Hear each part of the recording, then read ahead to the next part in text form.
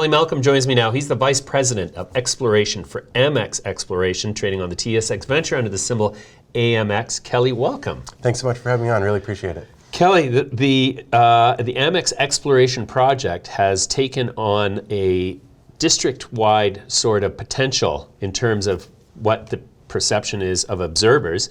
Tell me about the whole project and how it came to become such a big deal from no deal. So we made our original discovery in December of 2018. That was a very high-grade zone called the Eastern Gold Zone.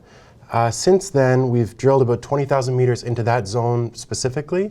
In June of this past year, we decided to do some regional exploration work. So we started stepping out, testing different targets on the project, made 2 additional high-grade gold discoveries, and have really unlocked the potential of the property. Now we know that the entirety of the fault system is mineralized, and now it's a matter of testing those structures and expanding as we go.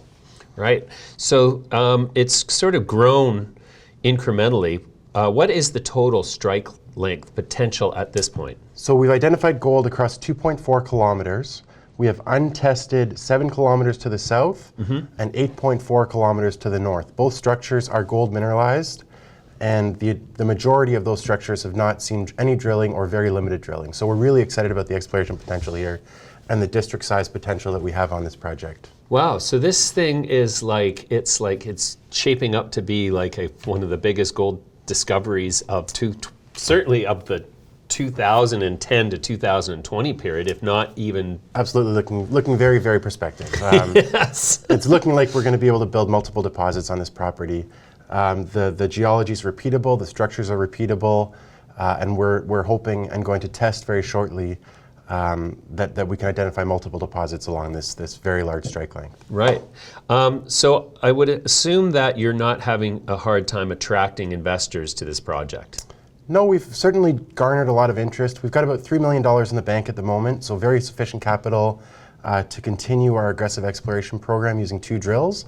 But there's certainly some interest from a number of different investors that would like to take a big position. I've got some pictures of some of the core there, and that's visible gold we're seeing. Beautiful visible gold. On the left, I think that sample graded 580 grams per ton over about half a meter. On the far right of that screen, that graded 677 grams over half a meter as well. So very, very high grade gold here. And that's incredible. And does it originate at surface? All of our zones start directly at surface, just below a thin layer of overburden. And the deepest that we've drilled to date is about 550 meters vertical depth. We announced a hole about 3 weeks ago now that graded 7 grams per ton over, I believe, 32 meters at a depth of about 550 meters. So this system is extensive vertically and now extensive over that 2.4 kilometer corridor of high-grade gold. Sure. So what is the host system type? So it's hosted in a rhyolite. It's a little bit unconventional for most gold deposits, and maybe that's why it was underlooked and underappreciated in the past. But the rhyolites fracture in a different way than the normal Abitibi greenstone rocks, and that may be why we're getting such a high accumulation of this very high-grade gold within these vein systems. So the potential for this to sort of continue to demonstrate continuity across the entire strike length, is that something you're seeing in the sort of stratigraphic sort of layout of the whole system? Sort of. So it's structurally controlled. There's primary faults, these 7 kilometer and the 8.4 kilometer one to the north. And what we're seeing is we're getting high grades where we get cross structures coming across those different structures. And when you look at other areas in the Abitibi Greenstone Belt, which is, by the way, the second most prolific producer of gold in the world in global history, when you get these 2 or 3 structures intersecting, that's often where you get your accumulation of high-grade gold. And these are typically repeatable over about 1 to 1.5 kilometers along these primary structures. And that's what we're targeting, is these different deposits along that primary belt. How long till we see a preliminary economic assessment? Well, our original goal when we started drilling on the Eastern Gold Zone was to aggressively and quickly drill off, not a PEA, but at least an inferred resource on the project.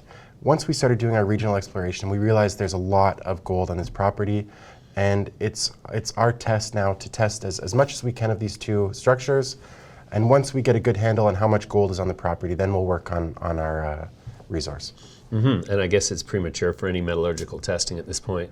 It is, but it's very much free milling gold. We see the gold very visually. When we see visible gold, it runs. When we don't see visible gold, it's quite low grade. So we think it's probably quite amenable to gravity methods, which is very simple metallurgy. Sure. Okay, and so how much drilling planned for 2020? We're hoping to do greater than 50,000 meters, probably more in the range of 75,000. By the end of 2019, we will have completed 40,000 meters on our original 25,000 meter drilling budget. So very inexpensive drilling here. We can do a lot of work with limited capital, and we're really excited about the future. Yeah, you bet. I am too for you guys, Kelly. Well, that's great. We'll leave it there for now. We'll have you back soon, and hopefully we'll be on site soon enough with cameras rolling. Right on. That'd be great. Thanks for guys. joining me, Kelly. Appreciate it.